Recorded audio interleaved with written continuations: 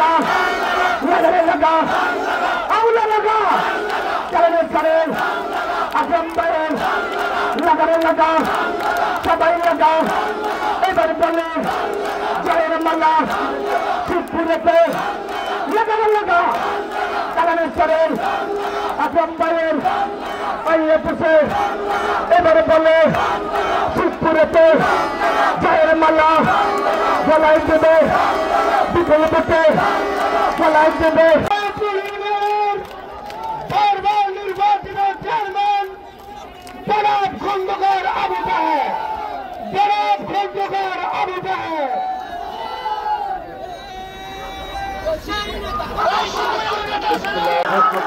আল্লাহ হাফেজ এবং আজকের সভার সমাপ্তি আল্লাহ হাফেজ।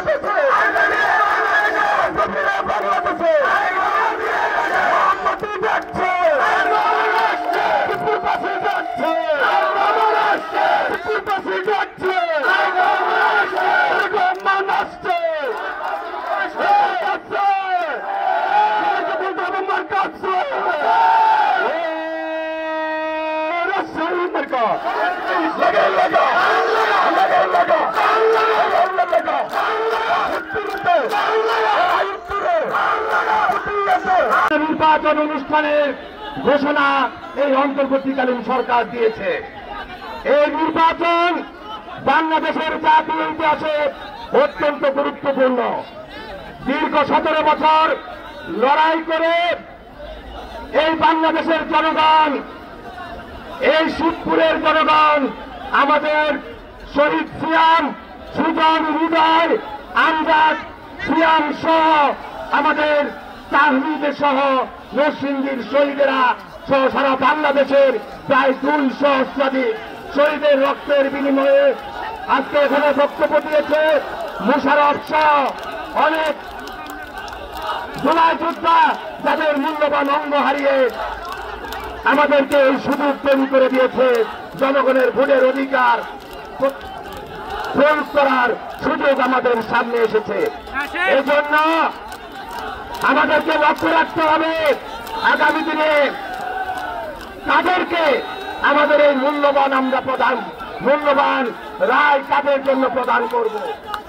আপনারা ইতিমধ্যে অবগত আছেন এই মানুষের ভোটের অধিকার প্রতিষ্ঠার জন্য বিগত ফেসিবাদী হাসিনার সীমাহীন দুর্নীতি লুটপাটের বিরুদ্ধে প্রতিবাদ করতে গিয়ে আমাদের নেত্রী দেশনেত্রী বেগম খালেদা জিয়া দীর্ঘ প্রায় 7 বছর কারাবরণ করেছেন, কিন্তু একদিনের জন্য আপোষ করেননি। মানুষের অধিকার আদায় করেই উনি উনার বিজয় ছিনিয়ে এনেছেন। আপনারা অবগত আছেন আমাদের নেতা জনাব তারেক রহমান দীর্ঘদিন যাবৎ বিদেশে নির্বাচনে আছেন। সেই নির্বাচনের থেকেও এদেশের মানুষের অধিকার প্রতিষ্ঠার লড়াই চালিয়ে গেছেন। এখন আমাদের সামনে সময় এসেছে জনগণের ভোটের সেই অধিকার প্রতিষ্ঠার যে সুযোগ সেটা নিশ্চিত করা, পাশাপাশি দুর্নীতি লুটপাটের বিরুদ্ধে অবস্থান নিয়ে ন্যায় বিচার এবং সুশাসনের একটি বাংলাদেশ প্রতিষ্ঠা করা। এই জন্য আমাদেরকে লক্ষ্য রাখতে হবে তারা জনগণের জন্য বিগত দিনে গণতন্ত্র প্রতিষ্ঠার জন্য সর্বোচ্চ ত্যাগ স্বীকার করেছে। আপনারা অবগত আছেন বাংলাদেশ জাতীয়তাবাদী দলের বহু নেতা কর্মী গুমের শিকার হয়েছে, খুনের শিকার হয়েছে, ক্রসফায়ারের শিকার হয়েছে। আমরা বারবার কারাগারে দিয়েছি, তবু জনগণের অধিকার প্রতিষ্ঠার সেই লড়াই থেকে বিন্দু মাত্র পিছপা হয়নি। আমাদের পরিবার দুঃসহ অনিশ্চয়তা নিয়ে আমাদের অপেক্ষা করে গেছে। প্রতিবার গ্রেফতার হয়েছি, আমরা গুম হয়ে যাই কিনা, আমাদেরকে ক্রসফায়ার দেয় কিনা, সেই অনিশ্চয়তার মধ্য দিয়ে আমাদেরকে জীবন অতিবাহিত করতে হয়েছে। আমি যখন সর্বশেষ কারাগারে যাই, আমার স্ত্রী তখন সন্তান সম্ভবা। আমার বড় সন্তান যার 5 বছর, সে তখন তার গর্ভে। সেরকম একটি অনিশ্চিত সময়ে আমার জীবন কেটেছে কারাগারে। তবু আপনারা জানেন, 24 জানুয়ারি 24 আগস্ট কোন আন্দোলনে ঢাকার রাজপথে সম্মুখ সারি থেকে নিজেকে সরিয়ে নেয়নি। আপনারা অবগত আছেন, এই শিবপুরে যারা আন্দোলন সংগ্রাম করেছে তাদেরকে প্রতিনিয়ত খোঁজ খবর রেখে তাদের কারাগারের দেখভাল করে আন্দোলন কিভাবে চালিয়ে যেতে পারে সেটা প্রতিনিয়ত খোঁজ খবর রেখেছি। আজকে অনেকে টাকার গরমে অনেক কথা বলে। আমার বাবা সুলতানের পীর মোল্লা এই দখলার সম্পত্তি বিক্রি করেছে, কৃষিকের প্লট বিক্রি করেছে, যশোর বাজারে 2 গাড়ি সম্পত্তি বিক্রি করেছে গত 15 বছরে। আমরা তো এগুলি বলতে আসিনি। এই দলের জন্য, এই দেশের জন্য সংগ্রাম করতে গিয়ে আমরা বহু নির্যাতন নিপীড়নের শিকার হয়েছি। আমাদের কিন্তু অন্য কোনো খারাপ স্বভাব নেই যে আমাদের সম্পত্তি বিক্রি করতে হবে। আমি যখন কারাগারে গিয়েছি 50 লক্ষ টাকার অধিক আমার বাবার খরচ করতে হয়েছে এই জমি বিক্রি করে। এই শিবপুরে যারা কারাগারে গিয়েছে এই কথাটি আমি বলতে চাইনি। আমার ক্ষুদ্র সামর্থ্যের মধ্যে আমি ঘুষ দেইনি, এরকম কোন ঘটনা নেই। কিন্তু আজকে দেখি কেউ কেউ বলে যে তারা একাই নেতা কর্মীদের খোঁজ খবর নিয়েছে।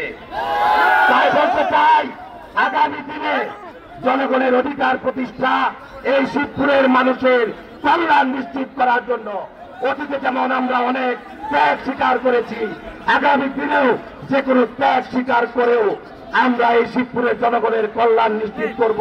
শিবপুরের মানুষের কর্মসংস্থানের সুযোগ তৈরি করব। আমাদের নারীরা যারা কর্মহীন আছেন তাদের কর্মসংস্থানের সুযোগ তৈরি করব। আমাদের ছাত্র তরুণদেরকে আগামী দিনে খেলাধুলার মাধ্যমে তাদের সুস্থ মন এবং সুস্থ শরীর নিয়ে যেতে তারা বেড়ে উঠতে পারে, সেজন্য তাদেরকে খেলাধুলার বন্দোবস্ত করব, উৎসাহিত করব।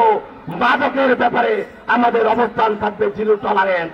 এই মাদক আমাদের সমাজে অসংখ্য অস্থিরতার কারণ।